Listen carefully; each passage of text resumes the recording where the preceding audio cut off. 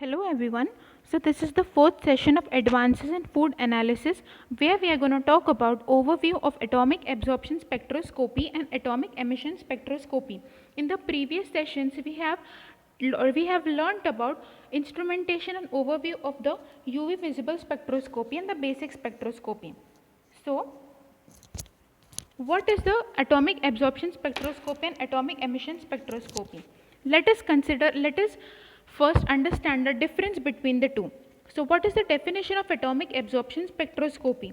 Atomic absorption is the absorption of electromagnetic radiations by atoms, and atomic emission is the emission of electromagnetic radiations from atoms. Principle. So what is the basic principle of atomic absorption? It occurs when atoms absorb certain wavelength from electromagnetic radiations. When the atoms it absorbs a certain wavelength from electromagnetic radiation, then atomic absorption spectroscopy occurs. Okay, and atomic emission is when it emits certain wavelength. The atom has already taken some wavelength and it is emitting certain wavelength, then it is atomic emission spectroscopy. Radiation source. Talking about a radiation source in atomic absorption spectroscopy, it requires a source that can emit radiations. Okay, so atomic absorption requires a source that can emit radiations, and atomic emission it can do in the absence of a source that emit radiation. So atomic emission occurs even in the absence of a source that emit radiation. It is not necessary that a radiation source is necessary for atomic emission. Okay, it can do without it also. So electron excitation. So electrons are excited to higher energy levels from the original energy levels. Okay, when the electromagnetic radiation, the atom gets energy from the electromagnetic radiation, the electrons are excited to higher energy levels, okay, from their original state. And atomic emission, in case of atomic emission, the electrons emit certain energy and moves to the lower energy levels. Okay. So what is atomic absorption spectroscopy and atomic emission spectroscopy? Atomic absorption spectroscopy and atomic emission spectroscopy is a spectroanalytical procedure for the quantitative determination of chemical elements using the absorption of optical radiation. Optical radiations are also called as light by free atoms in the gaseous state. Atomic absorption spectroscopy is based on absorption of light by free metallic ions. Okay. So it is based on the absorption of energy. Atomic absorption spectroscopy is based on the absorption of energy, how much energy is being absorbed and how much is being emitted, and what is the difference between the energies of the two energy levels.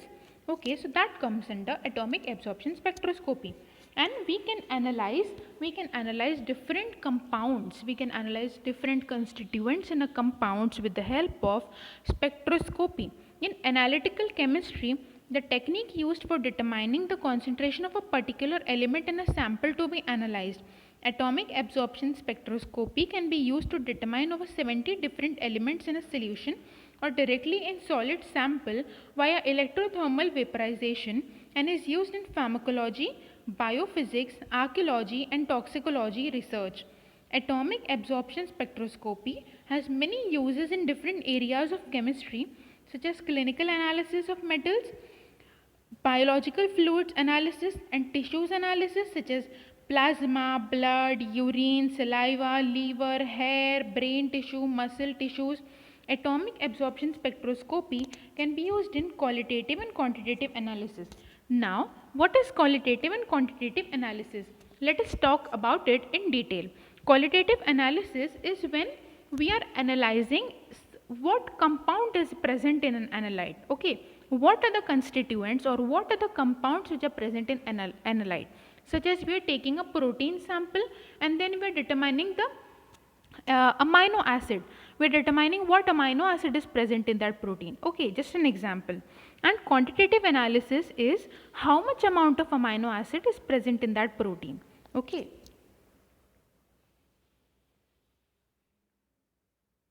So, principle of atomic absorption spectroscopy.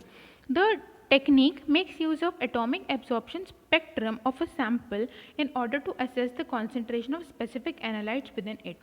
It requires standards with known analyte content to establish the relation between the measured absorbance and the analyte concentration, and relies therefore on the Beer-Lambert law. Okay.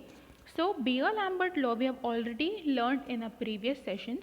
So Beer-Lambert law states that the absorption is directly proportional to the concentration and the path length. Okay. So what is the basic principle? See, first what is done is the sample is atomized using a flame. Okay, then it is sent to a monochromator, and first there is a hollow cathode lamp, okay, which ignites the burner, and there's a fume extractor. Okay, so what basically happens is we take a reference sample and we take our analyte. Reference sample, we know already how much electromagnetic radiations it is going to absorb, and this our sample, this our unknown sample, how much electromagnetic radiations it will absorb is determined using the monochromator. It goes through the monochromator where it absorbs the required wavelength and passes away the other unrequired wavelength. Okay, the required wavelength, it passes on to the detector where it detects how much is the wavelength, and then it passes to the recorder where we can record. So coming to the instrumentation, here we can take many radiation sources such as hollow cathode lamp, okay, hollow cathode lamp or metal arc lamp. In order to analyze a sample for its atomic constituents, it has to be atomized. The atomizers most commonly used nowadays are flame and electrothermal atomizers. The atomizers should be irradiated by optical radiation, and the radiation sources could be an element specific line radiation source or a continuum radiation source. The radiation then passes through a monochromator in order to separate the element specific radiation from any other radiation emitted by the radiation source, which is finally measured by the detector. Okay. The types of atomizers. Now there are different types of atomizers which are used, such as flame atomizers, graphite tube atomizers, glow discharge atomizers, hydride atomizers, and cold vapor atomizers. In flame atomizers, only liquid samples are used, and flame atomizers are the oldest atomizers to be used. In graphite tube atomizers, solid as well as liquid or solid dissolved liquid solutions also can be used. And glow discharge atomizers, hydride atomizers, and cold vapor atomizers are recently developed atomizers. The oldest and the most commonly used atomizers are the flame, principally the air acetylene flame with a temperature of about 2300 degrees Celsius, and a nitrous oxide system acetylene flame with a temperature of about 2700 degrees Celsius. The later flame in addition offers a more reducing environment, being ideally suited for analytes with high affinity to oxygen. Electrothermal atomizers are also called as graphite tube atomizers. Okay, although a wide variety of graphite tube atomizers have been used over the years, the dimensions nowadays are 20 to 25 mm in length and 5 to 6 mm inner length. With this technique, dissolved solid, liquid, and gaseous sample may be analyzed directly. Okay, so here liquid, solid, and gaseous samples also can be analyzed directly. A measured volume of sample is taken into a graphite tube and subjected to a temperature. This typically consists of stages such as drying the solvent, then pyrolysis, the majority of the matrix constituents are removed, then atomization, the analyte elements is released into the gaseous phase, and cleaning. The graphite tubes are heated via ohmic resistance using a low voltage high current power supply. The temperature in the individual stages can be controlled very closely. The specialized atomization techniques. These are the recently developed techniques. While flame and electrothermal vapors are the most common atomization techniques, several other atomization methods are used for specialization, such as glow discharge atomization, hydride atomization, and cold vapor atomization. The radiation sources such as hollow cathode lamp, electrodeless lamp, deuterium lamp, and continuum sources are used.